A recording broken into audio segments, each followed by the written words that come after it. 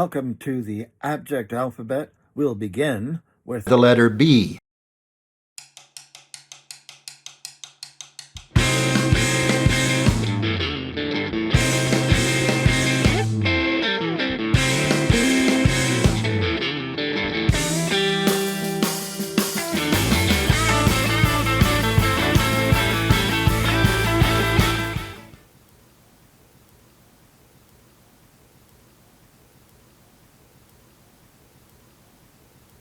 Today's episode is brought to you by the letter B from the abject alphabet. B is for bum, B is for body, B is for books, B is for brain. Follow the evidence. I'm not the same. B is for burn. I inadvertently sheltered a convicted arsonist one night in October while on retreat in East End, Saskatchewan. His pyromania, an interesting outcome of losing his inheritance to his brothers in a common case of family favoritism in southwestern Manitoba. He wasn't quite all there. He asked for some pizza in the cafe. He followed me home and asked to bathe. Yes, please. He slept downstairs, I upstairs. He set nothing alight. We had breakfast as he told me his story. You see, he said, when you burn the old growth, the fields make way for new and fresher growth, better than before. That's all. It's even in the Bible.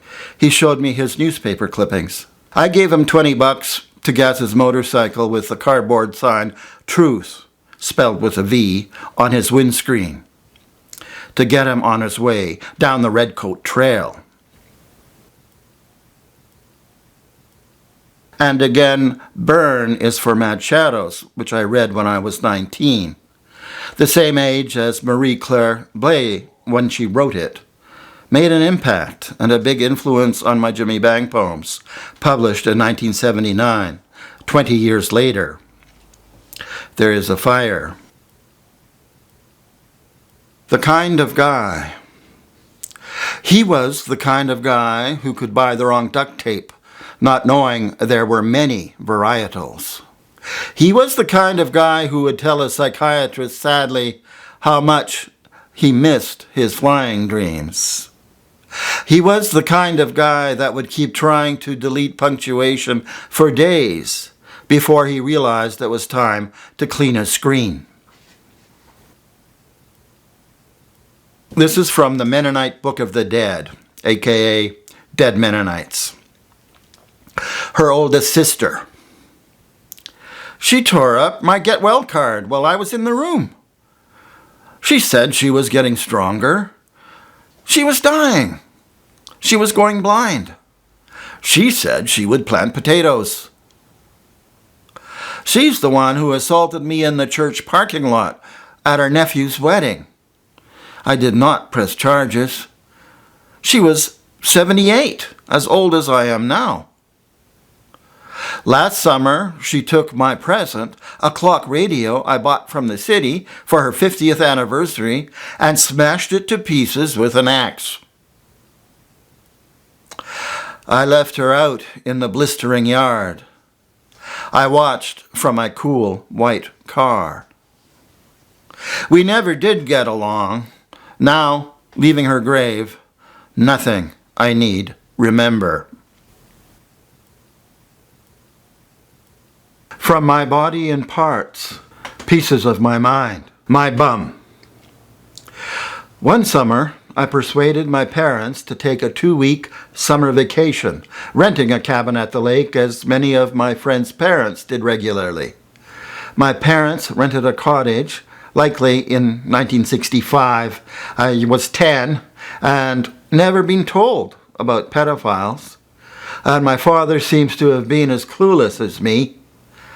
I can't believe he would let me go fishing with a stranger if he knew how dangerous it was. The stubble-faced fisher took me out. He let me catch a perch or two before he started asking questions about my friends at home and playing doctor. Gullible to a fault, and oversharing as I've done all my life, I answered truthfully. He said, "Let's try another place," and rowed to the nearest deserted island in Lake of the Woods. He beached the rowboat and told me to get out. I knew then I was in big trouble and became afraid.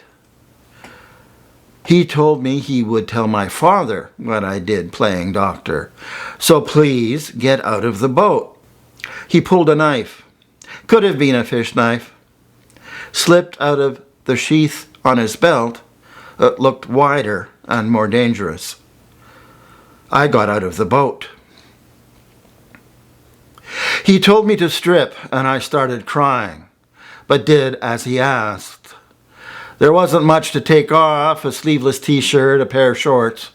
I stopped at the Y-fronts, but he insisted letting me keep my sandals on because of the rough terrain.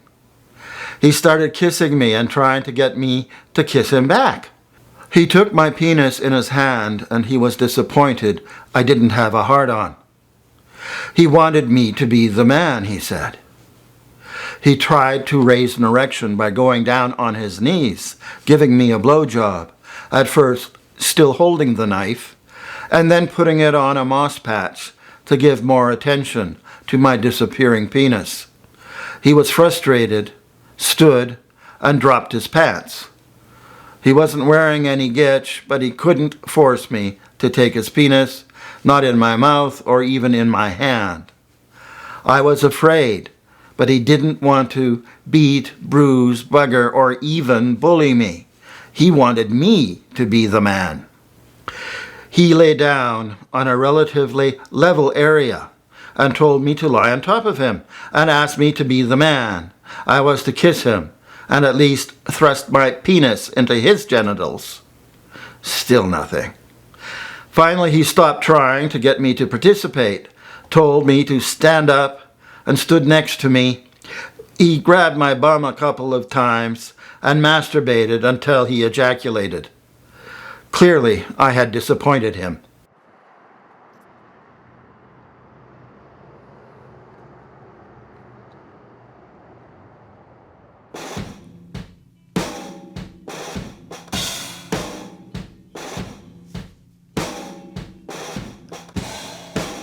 I got down one time, nobody believed in me. I got way down one time, nobody believed in me. But I'm back on my good foot, I'm doing all right, you see. It ain't nothing to be ashamed of, 'cause every good man gon' get down. It ain't nothing to be ashamed of, 'cause every good man gon' get down. But I'm back on my good foot, I believe